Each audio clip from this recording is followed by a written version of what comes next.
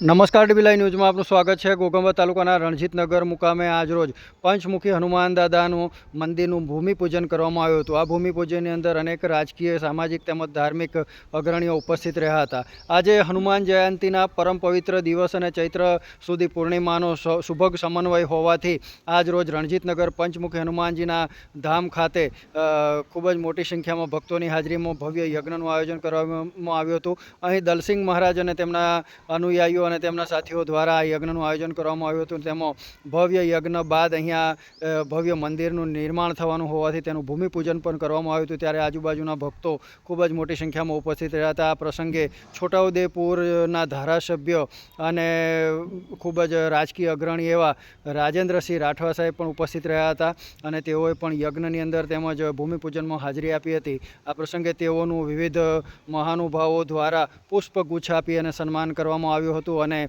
ત્યારબાદ રાજેન્દ્રસિંહ રાઠવા સહિતના આગેવાનોએ આ ધાર્મિક સ્થળની મુલાકાત લીધી અને હનુમાનજીના દર્શન કરી અને ધન્યતા અનુભવી હતી। આ પ્રસંગે સુંદરકાંડનું પણ આયોજન કરવામાં આવ્યું હતું। હનુમાન જયંતિનો સુભગ સમન્વય અને પરમ પવિત્ર દિવસ હોવાથી અહીંયા કાંકણપુર નિવાસી સુંદરકાંડની જે સભ્યો છે તેમના દ્વારા સુંદર મધુર કંઠે સુંદરકાંડનું રજૂઆત પણ કરવામાં આવી હતી, જેની અંદર રણજીતનગર ગામના અને આજુબાજુના ભક્તો ખૂબ જ મોટી સંખ્યામાં જોડાયા હતા। સુંદરકાંડમાં મધુર કીર્તન અને સંગીતના તાલ સાથે ભક્તો ઝૂમતા અને તાળી પાડી અને હનુમાનજી મહારાજની ભક્તિમાં લીન થયેલા નજરે પડ્યા હતા।